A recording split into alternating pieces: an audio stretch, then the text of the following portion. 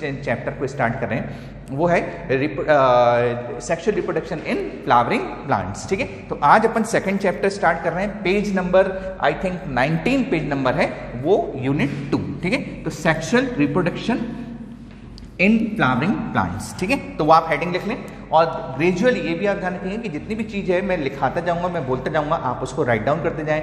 Video बीच में चाहे तो आप पॉज कर लें और उससे आप उतार लेंगे। ठीक है, तो सबसे फर्स्ट नंबर हो गया, ये हो गया अपना यूनिट 2 चैप्टर 2। ठीक है, वो है sexual reproduction in flowering plants. ठीक है, sexual reproduction in flowering plants, तो ये हो गया अपना हेडिंग। ठीक है, अब इसमें से सबसे फर्स्ट नंबर जो आपको लिखना है, ठीक है, रिप्रोडक्टिव ऑर्गन ऑफ प्लांट। ठीक है, reproductive organ of the plant, तो reproductive organ of the plant, this one is a flower. ठीक है, तो फ्लावर के हिसाब से तो काफी कुछ चीजें अपन ने पूरा मॉर्फोलॉजी फ्लावर में पढ़ा हुआ है। ठीक है, पूरा स्ट्रक्चर हमने बनाया हुआ है। ठीक है, तो ये हो गया flower. Flower in which meiosis takes place, ये क्वेश्चन आपका बन जाता है। ठीक है, site of the meiosis in plants. ठीक है, उसमें रूट, स्टेम, लीव्स, फ्लावर और फ्लावर बड, यदि ये वर्ड आएगा। ठीक है, फ्लावर या फ्लावर बड, तो कौन सा जगह, site of the meiosis in a plant, this one is a flower. Animal का तो बहुत इजी है, टेस्टिस एंड ओवरी में मियोसिस से दीजिएगा। ठीक है, तो flower in which meiosis takes place. ठीक है, और दूसरा number, it's a modified shoot. It's a modified shoot, तो ये चीज आपको ध्यान रखनी है कि जो फ्लावर वाला जो पार्ट है, ठीक है, वो मॉडिफाइड शूट होता है। ये कहा जाता है पहले जब मतलब ओल्ड एनसीईआरटी थी उसमें पूरा एक टॉपिक्स हुआ करता था, पूरे हेडिंग थी, इवन इसमें एग्जाम में, ठीक है, फाइनल एग्जाम में पूरा एक्सप्लेन करने के लिए आता था। लेकिन अब आप लोग को मॉर्फोलॉजी में से पूरा हट गया है। ठीक है, तो वो अपन रहने दें, बस आपको सिंपल ध्यान रखिए, इट्स अ मॉडिफाइड शूट। ठीक है, तो फर्स्ट नंबर आप लिखेंगे रिप्रोडक्टिव ऑर्गन या reproductive part of the plant, this one is a flower in which meiosis takes place, it's a modified shoot. ये आपने लिख लिया। अब इसके बाद मैं बना रहा हूं फ्लावर का डायग्राम। ठीक है,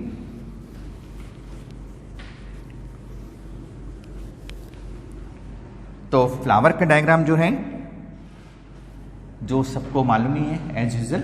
ठीक है, सबसे फर्स्ट नंबर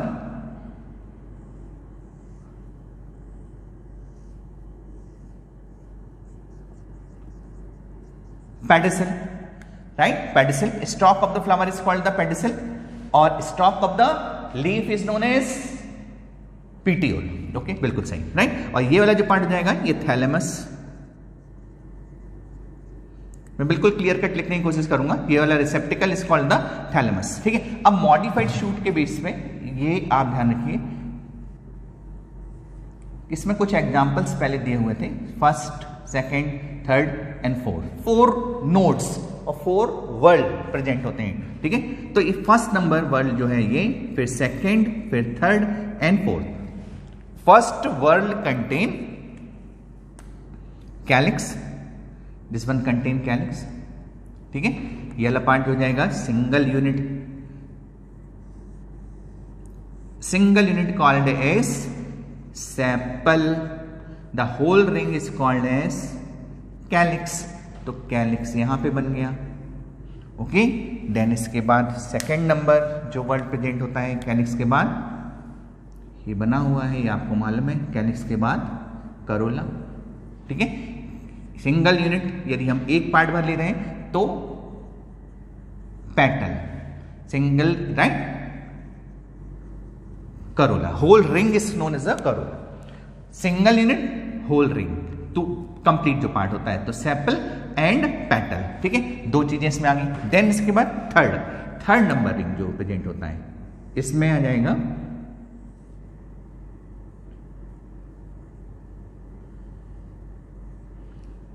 ये है anther and filament. Okay, anther and filament, स्टेमन। ठीक है, तो स्टेमन के जो कहलाएगा, ये सिंगल जो पार्ट इसका प्रेजेंट होता है ये कहलाता है। ठीक है, और जितने भी कंबाइंड मैनर में आ जाएंगे complete, this one known as a androecium, मतलब मेल रिप्रोडक्टिव ऑर्गन, ठीक है, मेल रिप्रोडक्टिव पार्ट, ठीक है। तो इसको स्टैमेनेट, ठीक है, जैसे फ्लावर जिसमें कि यदि ये मेल रिप्रोडक्टिव पार्ट प्रेजेंट होगा उसको स्टैमेनेट कहा जाता है, ठीक है। और दूसरा जो पार्ट फीमेल रिप्रेजेंट होता है उसको पिस्टिलेट कहा जाता है, ठीक है। तो ये चीज आप ध्यान रखिए। हाँ, और स्टैमेनोड क्या होता है, फाइंड आउट करो स्टैमेनोड, ठीक है, मॉर्फोलॉजी में दिया हुआ है, ध्यान रखना, स्टैमेनोड निकालो। देन इसके बाद फोर्थ वर्ड जो प्रेजेंट होगा, फोर्थ वर्ड कंटेन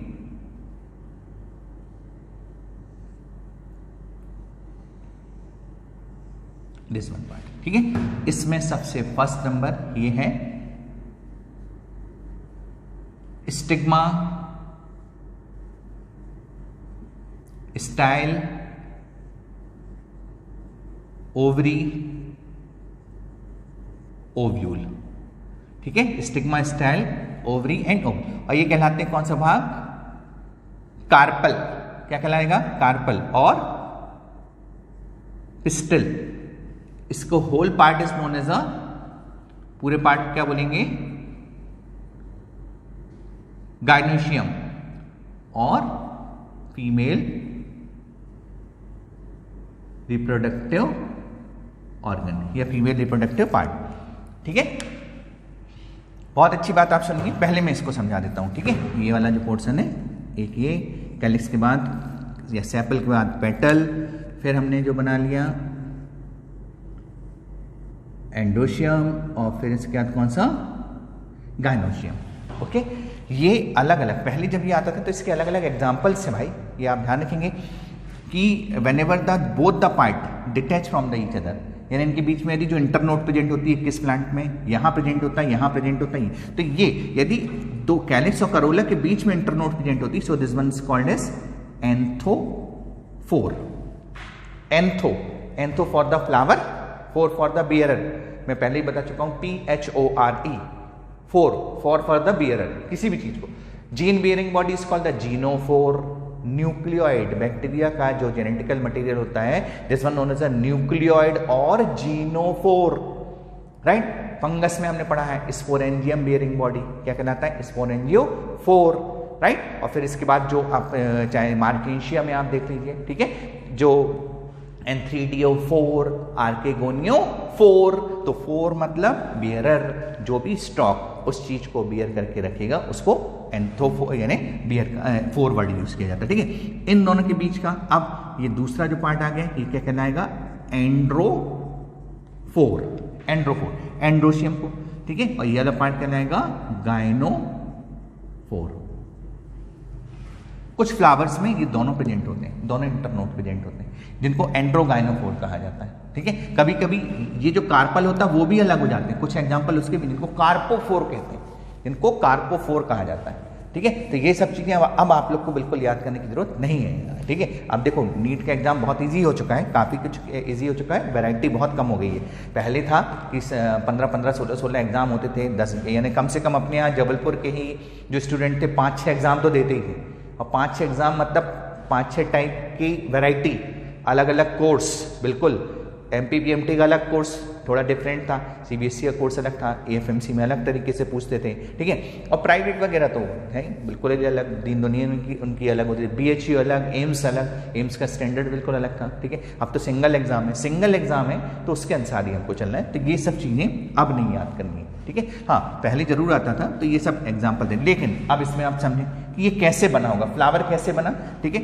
इंटरनोड गायब हो गए, so the highly reduced internode present, highly reduced internode गायब हो गए, so the all the node कम इन अ रिसेप्टिकल, एक रिसेप्टिकल पे आ गए, सबके सब एक के बाद एक, राइट। तो स्टेम वाला पार्ट किसमें कन्वर्ट हो गया, फ्लावर में, ठीक है। So this one is a thalamus, okay. तो ये पूरा पार्ट जो है sepal, petal, stamen and carpel. अब जो दूसरी चीज है मैंने आपको बताया था, ठीक है, देखो NCERT में ये भी दिया हुआ है और ये वाला पार्ट लिखा हुआ है, ठीक है, NCERT में भी 12th में लिखा हुआ है, ठीक है। ये प्रॉक्सिमल एंड, ये भी बड़ा जो थोड़ा कंट्रोवर्शियल क्वेश्चन हो गया था, नीट में ही आया था, ठीक है। तो स्टूडेंट थोड़ा समझ नहीं पाए थे प्रॉक्सिमल डिस्टल एंड कौन सा पार्ट लें, तो proximal end of the filament, proximal end of the stem, proximal end of the stem attach with the thalamus, ठीक है, अटैच विद द थैलेमस और विद द पेटल, ठीक है, ये स्टेटमेंट है, थोड़ा सा आप इसको ध्यान रखिएगा, ठीक है। पेटल यदि तो सबसे फर्स्ट नंबर यदि हम लेते हैं, देखो मैंने आप लोग को पहले भी समझाया है, ये मैंने किसमें आपको बताया था, सबसे बाहर वाला जो वर्ल्ड होगा ये कौन सा हो जाएगा, सबसे बाहर साइड, आउटसाइड, ठीक है, आउटसाइड जो प्रेजेंट होगा वो कौन सा, कैलिक्स, ओके। सेकेंड नंबर जो वर्ल्ड्स आ जाएंगे जितने भी प्रेजेंट होते हैं, अभी अपन को रिंग फॉर्म में बना लेते हैं, ठीक है, तो हो गया कैलिक्स, करोला, फिर इसके बाद इस जगह पर एंड्रोशियम, ठीक है, और सबसे लास्ट वन कौन सा आएगा, गाइनोशियम, ओके। अब इसको अपन चाहे तो जितने भी मैनर में 1 2 3 4 5, तो 1 2 3 4 5, ठीक है, इस टाइप से अपन डिवाइड कर लेते हैं, ठीक है। सम टाइम एंड्रोशियम, जो एंड्रोशियम वाला पार्ट है, this one androecium, they are always present in alternate form, हमेशा अल्टरनेट फॉर्म में ही प्रेजेंट होंगे, जितने भी हैं जो मैं आपको बता दे रहा हूं, ये इससे अटैच होता है डायरेक्ट, ठीक है, इससे अटैच होगा, किसमें मिलता है, कौन सी फैमिली में, कौन सी फैमिली में, लिलिएसी में, ठीक है, लेकिन लिलिएसी में ये नहीं मिलता, लिलिएसी अपन देखते हैं क्या मिलता है, ठीक है, हाँ, तो अलग, तो पहला नंबर अटैचमेंट भर मिलता है अपन, तो किससे अटैचमेंट मिलता है ये रिकॉल करो जरा, ठीक है। तो ये वाला जो पार्ट है कौन सा, जो एंथर है, anther attach with the petals, ये एंथर वाला पार्ट पेटल से अटैच हो जाएगा, ठीक है। Whenever this one attach, this one known as a epipetalous, क्या कहलाता है, एपीपेटलस, ठीक है, ये पहला चीज अपन ने पढ़ा हुआ है।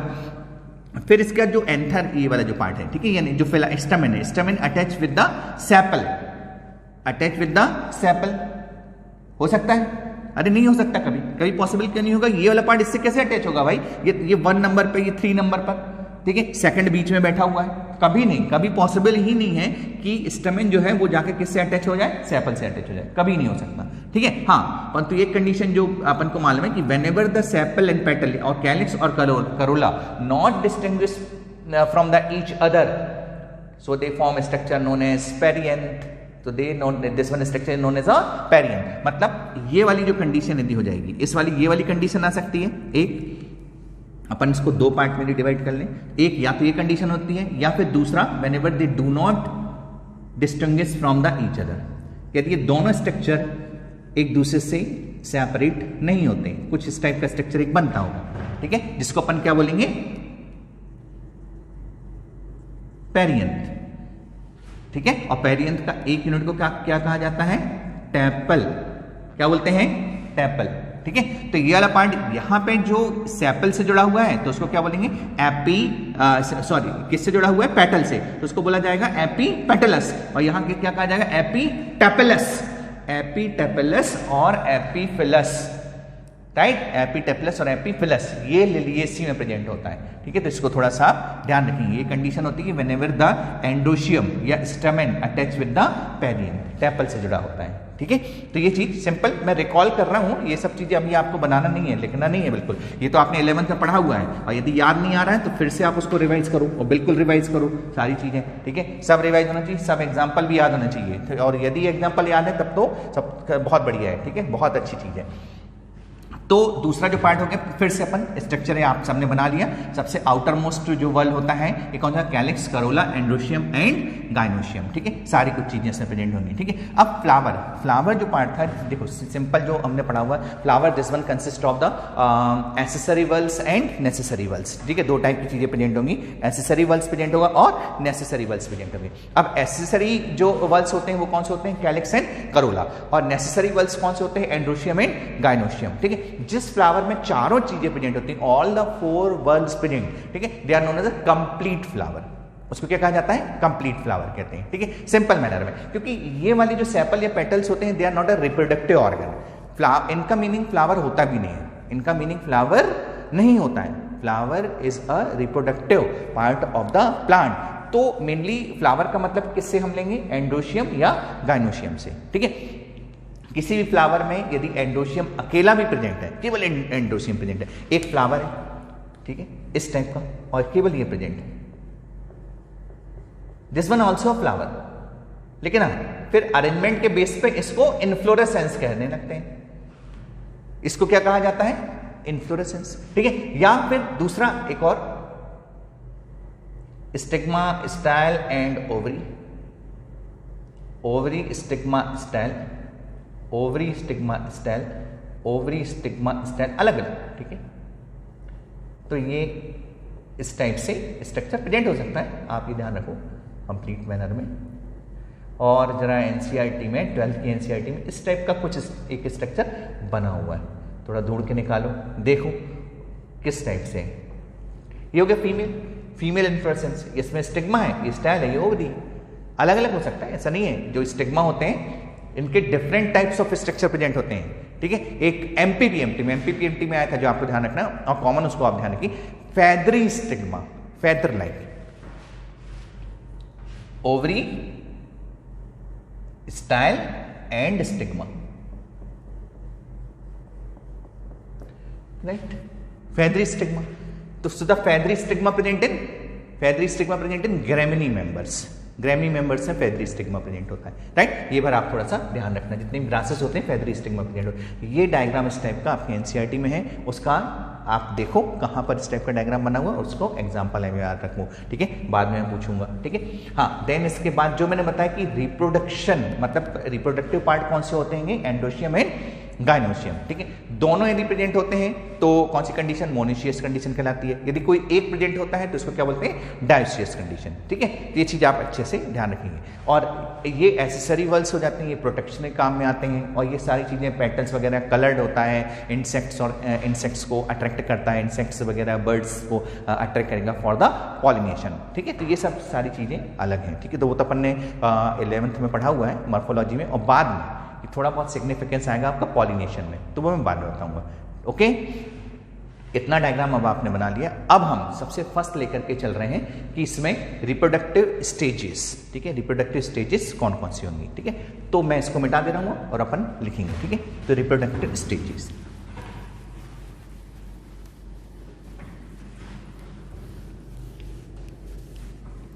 तो सबसे फर्स्ट नंबर आ जाएगा pre fertilisation, fertilisation and post fertilisation. तो प्री फर्टिलाइजेशन, फर्टिलाइजेशन,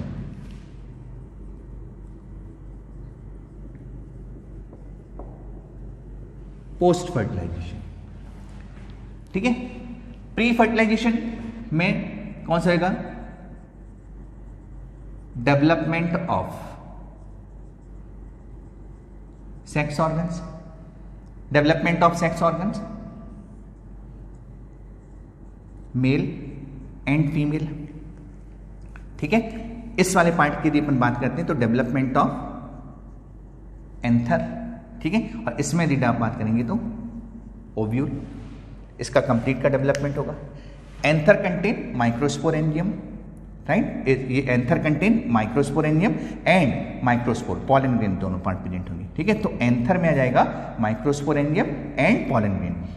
ओव्यूल जो पार्ट होता है ये मेगास्पोरेंजियम ही खुद कहलाता है, इसमें एम्ब्रियो सेक प्रेजेंट होगा। ठीक है, और एग इसके अंतर्गत आएगा, तो वो डेवलपमेंट अपन को पूरा देखना है। ठीक है, तो इसमें मेल और फीमेल में जो दोनों पार्ट देंगे, एक हो जाएगा एंथर, फिर इसके बाद आएगा microsporangium and anther, microsporangium and microspores, right.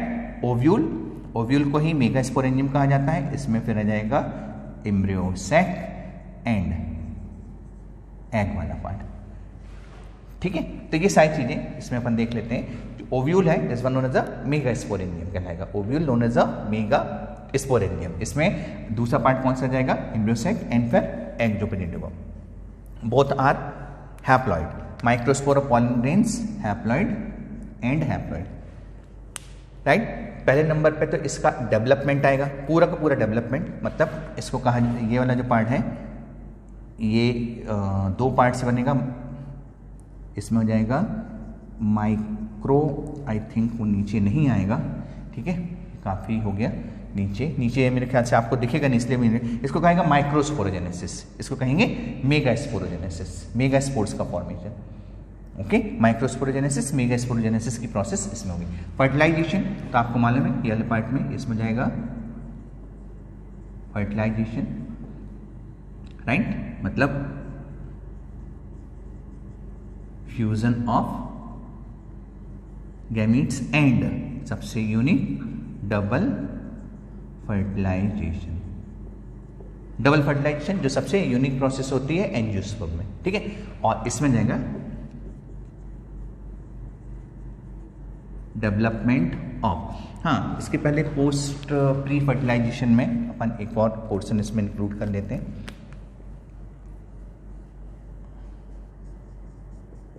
Pollination, I think आपको नहीं दिख रहा होगा, ठीक है, आप लोग यहाँ लिख लेना इस जगह पर, इसको मैं ऊपर लिख देता हूँ ये पॉइंट्स को, यहाँ पे आप लिख लेना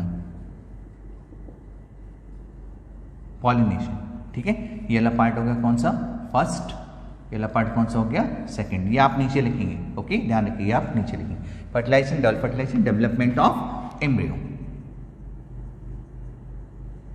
डेवलपमेंट ऑफ एम्ब्रियो। तो development of endosperm and embryo, right. सबसे मेन चीज, सबसे पहले फर्स्ट नंबर पे डेवलप कौन होगा, एंडोस्पर्म, सेकंड नंबर पे कौन सा पार्ट, एम्ब्रियो। ये चीज आपको ध्यान रखना है, ठीक है। तो इसमें जिस टाइप का डेवलपमेंट होगा, मोनोकॉट, डाइकॉट, वो मैं आपको पूरा बताऊंगा। तो सबसे फर्स्ट नंबर अपन देख के चलते हैं, development of the sex organ, ठीक है। अब इसमें ये आप उतार लें, फिर नेक्स्ट डेवलपमेंट ऑफ पहला, ठीक है, फर्स्ट लिखिए आप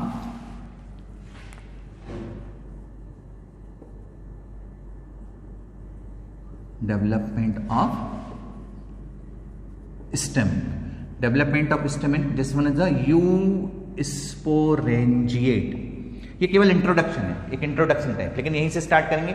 इसको आज के आज बनाना है, बढ़िया देखना है, आराम से, इत्मीनान से, कोई टेंशन नहीं, बिल्कुल भी, वो कभी नहीं देखना है फिर, ओके। जहां से याद करना है वो पोर्शन में आपको बताऊंगी कहां से याद करना है। डेवलपमेंट से कभी कोई क्वेश्चन नहीं आए, पहली चीज आप ये ध्यान रखिए, जो प्रोसेस चल रही है उसमें से कभी कोई क्वेश्चन नहीं आए, ठीक है। एक बार आया है, केवल एक बार आया है AIPMT में, तो वो मैं आपको बता दूंगा कौन सा क्वेश्चन पूछा गया था, ठीक है। तो इट्स अ यूस्पोरेंजिएट। यूस्पोरेंजिएट मतलब these structure develop from the group of the cell. These structure develop from the group of the cell. This type of organ is called as eusporangiate. कहाँ से start होगा, eusporangiate. तो पहले ये सब ज्यादा भी था, यूस्पोरेंजिएट का दूसरा होता है लेप्टोस्पोरेंजिएट, ठीक है। तो वो सब आपको बाद में बताएंगे, अभी आप केवल यूस्पोरेंजिएट ध्यान रखिए कहाँ कहाँ कैसा प्रेजेंट होता है। तो कम से कम एंजियोस्पर्म में the whole development is a eusporangiate. जितने भी सेक्स ऑर्गन बनेंगे they develop from the group of the cell, ठीक है। अब इसमें सिंपल इंट्रोडक्शन जो मैंने बोला, ज्यादा टेंशन मत लेना। First whorl calyx, second and third and fourth, तो ये third whorl some hypodermal cells of third WHORL, third whorl, ठीक है, they become prominent, they become prominent, they become prominent. Prominent का मतलब होता है they become meristematic, okay, they become meristematic. अब meristematic होगी मतलब विद द, ये सेल्स कैसी हो जाती हैं, large sized with large nucleus and dense cytoplasm, ठीक है। और these cells are known as, इनको कहा जाता है स्टेमन इनिशियल सेल्स। अब ये जो स्टेमन इनिशियल सेल्स हैं, राइट, इनमें डिवीजन होता है पेरिक्लाइनल, या सीधा आप लिखो डिवीजन, बस खत्म करो।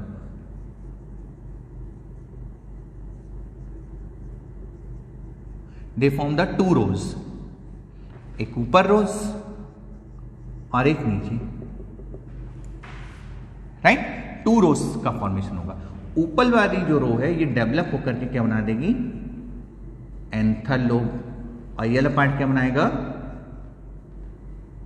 Filament, okay. इतना आपने बनाया, मतलब दो चीज बन गई, क्या बन गया, इस जगह पर यदि हम देखते हैं, आप लिख ले जाना इसके बाद यही, ठीक है, इसी जगह इस पे मतलब दो चीज बन गई, डेवलप होगा और this will develop into the anther lobe, ये बन गया anther lobe and filament. Okay, तो यहां सेल डेवलप होते होते पूरा पार्ट बनेगा। तो ये वाला part, some hypodermal cells of the third bulb become prominent known as stamen initial cell, दो पार्ट में डिवाइड होगा, anther initial cell and filament initial cell, जिससे एंथर लोब बनेगा और फिलामेंट बनेगा। ओके, अब दूसरा नंबर पार्ट, नेक्स्ट हेडिंग जो आपको अच्छे से ध्यान रखना है, अब यहां से ध्यान रखना है, ये सब चीज तो ठीक है, it's okay. Development of anther, development of anther it's also use for anther, ठीक है। अब डेवलपमेंट ऑफ एंथर अपन लेकर के चलते हैं। डेवलपमेंट ऑफ एंथर में सबसे first number, this one is a young anther, young anther का TS, transfer section. Okay, TS of young anther, this one filled up with the homogeneous mass of cell, homogeneous mass of cell, homo for the similar, right, genus मतलब origin, right, एक ही part से originate होने वाली cells जो भी, this one not differentiated cell, जिनको अपन बोलेंगे नॉट डिफरेंशिएटेड सेल, अभी डिफरेंशिएटेड ही नहीं हुई ना, ठीक है। तो अब इसमें सबसे ऊपर साइड जो पार्ट है वो कौन सा है, एपिडर्मिस, और this one is a homogeneous mass of cells, ठीक है। देन इसका डिफरेंशिएशन स्टार्ट होगा भाई, ठीक है, डिफरेंशिएशन स्टार्ट होता है। तो अब इसमें सम हाइपोडर्मल सेल्स बिकम प्रोमिनेंट, इसलिए मैंने प्रोमिनेंट का वर्ड पहले ही आपको लिख लिया, ठीक है। सम हाइपोडर्मल सेल्स बिकम प्रोमिनेंट मतलब लार्ज साइज हो गई है कुछ सेल। अब बीच वाली सेल अपन बार बार नहीं बनाएंगे, कोई जरूरत नहीं है उनको इतना सब, क्योंकि डेवलपमेंट वैसे भी इतना आपके एनसीईआरटी में नहीं है, लेकिन मैं बिल्कुल आपके कॉन्सेप्ट क्लियर करने के लिए सब कुछ बता रहा हूं, ठीक है। So the some hypodermal cells become prominent, और यहां से अब आपको याद करना है, सारा बनाना है तो आप बना लो, कोई दिक्कत नहीं है, लेकिन ये थोड़ी छोटी सेल्स होंगी, ठीक है। इसमें चाहे तो आप कलर चेंज कर दें, some hypodermal cells become prominent, some hypodermal cells become prominent, मतलब large size with large nucleus and dense cytoplasm they become merismatic, कुछ differentiate हो गई, ठीक है। These cells are known as archisporial cell, ठीक है। इनको कहा गया कौन सी सेल कहते हैं, आर्किस्पोरियल सेल, या आर्किस्पोरियल इनिशियल सेल भी कहते हैं, या इनिशियल सेल भी बोल सकते हैं। Archie for the primitive, right, Archie मतलब आर्कियोलॉजी जो सबसे पहले ओरिजिनेट हुई, या इनिशियल सेल जो सबसे पहले इनिशियल सेल जो बनी, तो आर्किस्पोरियल इनिशियल सेल्स ये बनती हैं, ठीक है। अब आर्किस्पोरियल सेल्स में हो जाता है क्या, डिवीजन।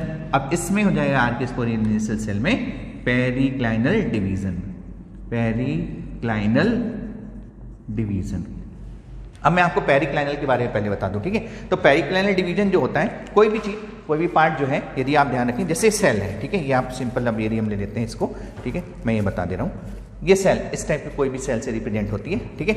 यदि ये सेल ऊपर वाले सरफेस से नीचे वाली सरफेस से डिवाइड होती है, केवल राइट राइट राइट राइट ऐसा, राइट, ऊपर या नीचे डिवाइड होती है, तो पेरिक्लाइनल डिवीजन कहलाएगा। इस सरफेस से डिवाइड नहीं होगी, चार सरफेस से डिवाइड नहीं होगी, केवल ऊपर या नीचे, इसको कहा जाता है periclinal division, ribs like manner, ठीक है। अब वो आपने बना लिया पेरिक्लाइनल डिवीजन, अब वहां से मैं यहां पे बना रहा हूं, ठीक है। तो कुछ सेल्स जो है इसको मैं बता देता हूं। नेक्स्ट दिस वन, इसके बाद वाला जो स्ट्रक्चर है वो आपका नेक्स्ट आगे बनेगा। इसमें दो पार्ट फिर बन गए,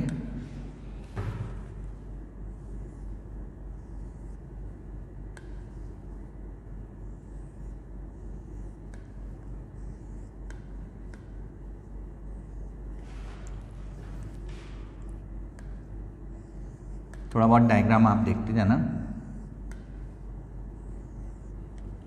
ओके। तो इसमें ये स्ट्रक्चर, तो सबसे फर्स्ट नंबर जो 2 रोज यदि जो बन जाती है, ठीक है, फिर से अपन ले लेते हैं, थोड़ा सा डिफ्रेंशिएट कर दे रहा हूं मैं सेल्स को कलर वाइज। जो उस सेल ने कटिंग करी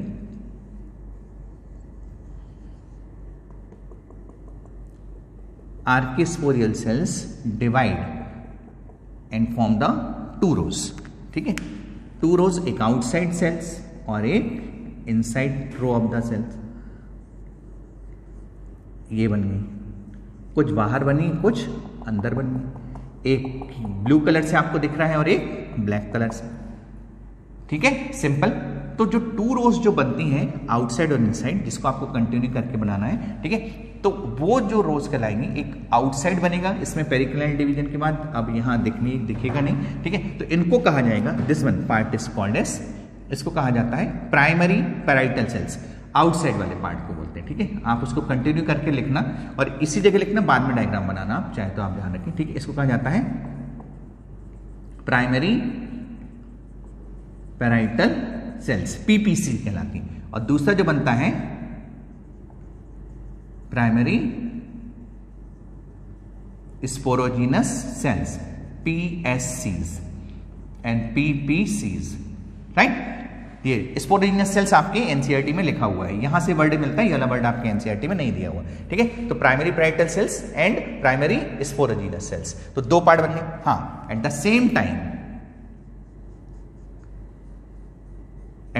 टाइम, ठीक है, some cells of the central part they become prominent and form connective।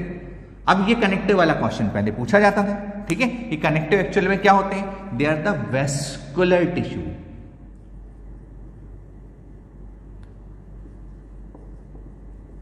They are vascular tissue, xylem phloem वाला पार्ट होते हैं, ठीक है। ये कौन से होंगे? जाइलम फ्लोएम वाला पार्ट होगा। तो इतना पूरा पोर्शन, ये सारी चीजें आ गई। हाइपोडर्मल सेल्स सबसे first number, archesporial cells they become prominent, periclinal division they give rise the PPC and PSC. अब मैं इसको मिटा दे रहा हूं, ठीक है। हाँ, अब इसमें से सबसे first number primary parietal cells के बाद this one primary parietal cell form anther wall, this one form anther wall, ठीक है। और primary sporogenous cells they are develop into the microspores और पॉलन ग्रेन्स, ठीक है।